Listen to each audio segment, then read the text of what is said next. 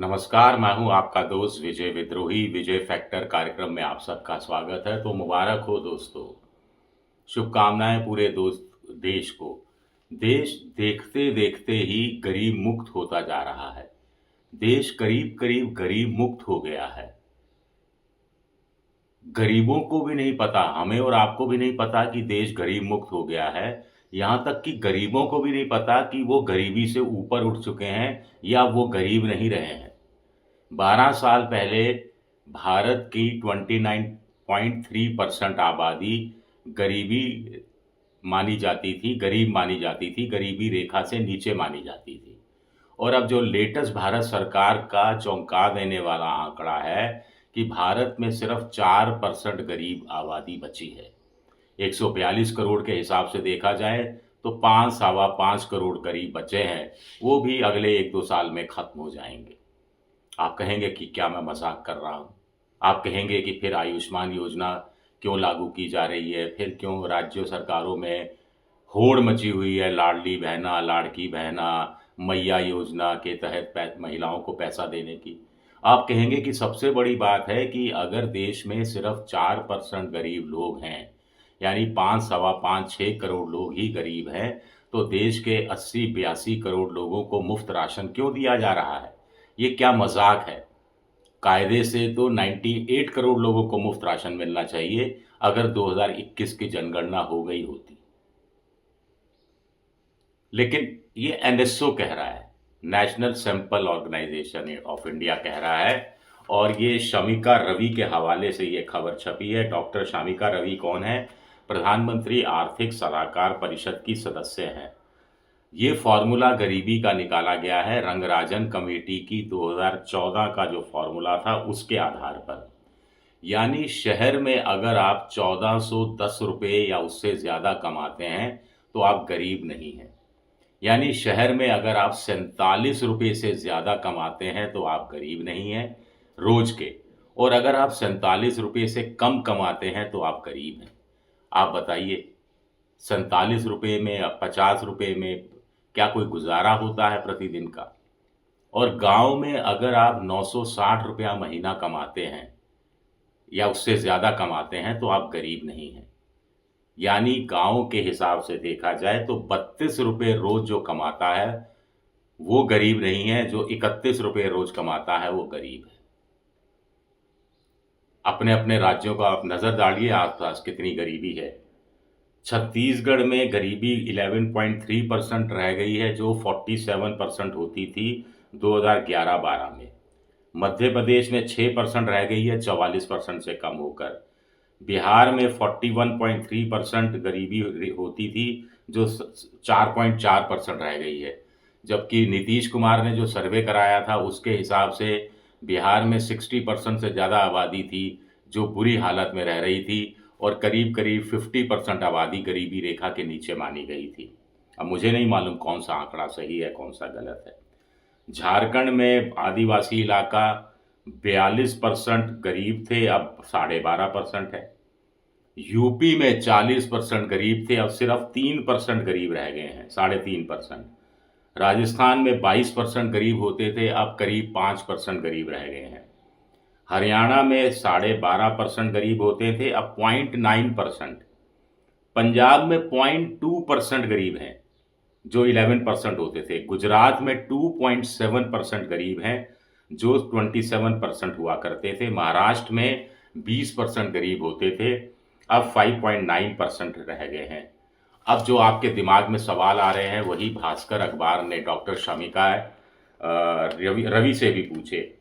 को कहा गया कि फिर आप 80 करोड़ लोगों को मुफ्त अनाज क्यों दे रहे हैं, आप मनरेगा योजना क्यों चला रहे हैं? तो जवाब बड़ा इंटरेस्टिंग है कि पहले अनाज सड़ता था, अब बांटा जा रहा है। सरकारी गोदामों में एमएसपी पर खरीदा गया वो गेहूं भरा हुआ है। तो भाई अगर बांटा जा रहा है तो आप क्यों बांट रहे हैं? आप उस गेहूं का निर्यात भी कर सकते हैं। आप वो गेहूं और बाजार में ला सकते हैं ताकि गेहूं के दाम बाजार में और कम हो जाएं। फिर कहा गया कि साहब 80 करोड़ लोग फ्री अनाज लेने के पात्र हैं, लेकिन लेने वाले कम हैं। लेने वाले कम नहीं हैं, बहुत सारे इनकम टैक्स धारी भी और अमीर लोग भी ये मुफ्त का अनाज ले रहे हैं, वो पकड़े गए हैं। लेने वाले कम कुछ जगह इसलिए हैं क्योंकि वो बेचारे इतने गरीब हैं कि उनको आधार कार्ड को जनधन अकाउंट से लिंक करना ये सब आता नहीं है, या एनएफएसए का कार्ड को लिंक करना आता नहीं है, और केवाईसी नहीं करवाई उन्होंने, इसीलिए उनको अभी अनाज नहीं मिल रहा है। मनरेगा से मौसमी बेरोजगारी के समय काम दिया जा रहा है। साल भर मनरेगा के तहत काम की जरूरत पड़ती है। मनरेगा का वार्षिक बजट लगातार बढ़ रहा है। मौसमी बेरोजगारी नहीं है। अगर है भी तो ये ऐसा कौन सा मौसम है बेरोजगारी का जो 2 महीने 3 महीने नहीं चलता, 12 महीने चलता है। 12 महीने बेरोजगारी का मौसम है। ये बात मैडम जी को समझनी चाहिए। जिस ढंग से मनरेगा में काम लेने वाले लोगों की संख्या बढ़ती जा रही है और भारत सरकार उसके लिए पैसा अलॉट कर रही है। The journal of the foundation for agrarian studies में प्रकाशित लेख में कहा गया है कि देश में 2022-23 में लगभग 26.4% लोग गरीब थे। इसके लेखकों ने रंगराजन कमेटी की पद्धति के आधार पर यह अनुमान लगाया था। इससे पहले 2011-12 में गरीबी रेखा का निर्धारण हुआ था और मोटे तौर पर माना जाता है कि अभी एक आंकड़ा आया था कि देश में 100 करोड़ लोग ऐसे हैं जिनके पास ज़रूरत भर का सामान खरीदने लायक मुश्किल से पैसे रहते हैं। इसके अलावा कोई एक टूथपेस्ट भी अतिरिक्त खरीदने की या साबुन की एक अलग टिकिया खरीदने की स्थिति में नहीं है। फिर एक लिविंग एज होनी चाहिए, लिविंग वेज। एक तो मिनिमम एज वेज हो गई, न्यूनतम समर्थन, न्यूनतम आय भी देश में नहीं मिल रही है लोगों को।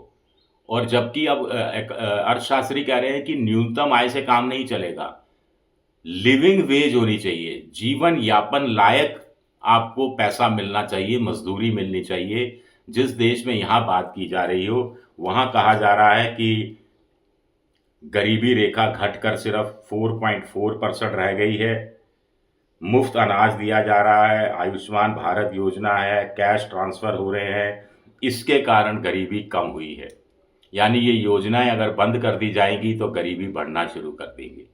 इसका मतलब आपने 80 करोड़ से ज़्यादा लोगों को भारत सरकार या राज्य सरकारों पर आश्रित छोड़ दिया है। उनकी गरीबी दूर करने का कोई स्थायी उपाय नहीं किया गया है। आयरलैंड की एक कहावत है कि आप एक आदमी की भूख कैसे मिटा सकते हैं। आप उसके घर में बनी बनाई मछली पहुंचा दीजिए, वो खाएगा और भूख मिट जाएगी। या उसको मछली पकड़ना सिखाइए, कांटा दीजिए, चारा दीजिए और उसको कहिए कि भाई कम से कम 2 मछली पकड़नी होगी। एक मछली हमें बेच देना, एक मछली सरकार खरीद लेगी और पैसा नकद दे देगी, और दूसरी मछली वो घर ले जाएगा और जो बेचकर मछली का पैसा मिलेगा उससे वो नमक तेल खरीदेगा। लेकिन पहली वाली में काम करने की ज़रूरत नहीं है, सिर्फ एक घोषणा भर करनी है और इनकम टैक्स रिटर्न दाखिल करने वालों से जो पैसा आता है वो बांट देना है और उससे मछली खरीद कर किसान को पहुंचा देनी है। लेकिन ट्रेनिंग देना, फिर उसकी मछली खरीदना, उसको बेचने की व्यवस्था करना, फिर बेचने से जो पैसा आएगा वो किसान के खाते में डालना, ये मुश्किल काम है। राजस्थान में एक कहावत है, भैंस मांगे काकड़ा, सरकार मांगे आंकड़ा। तो ये आंकड़ा है, 4.4% गरीब रह गए हैं इस देश में, जो 12 साल पहले 29.5% हुआ करते थे। मैं मजाक नहीं कर रहा, ये भारत सरकार का आंकड़ा है। शुक्रिया मेरा वीडियो देखने के लिए। पसंद आए तो लाइक कीजिए, सब्सक्राइब कीजिए, शेयर कीजिए।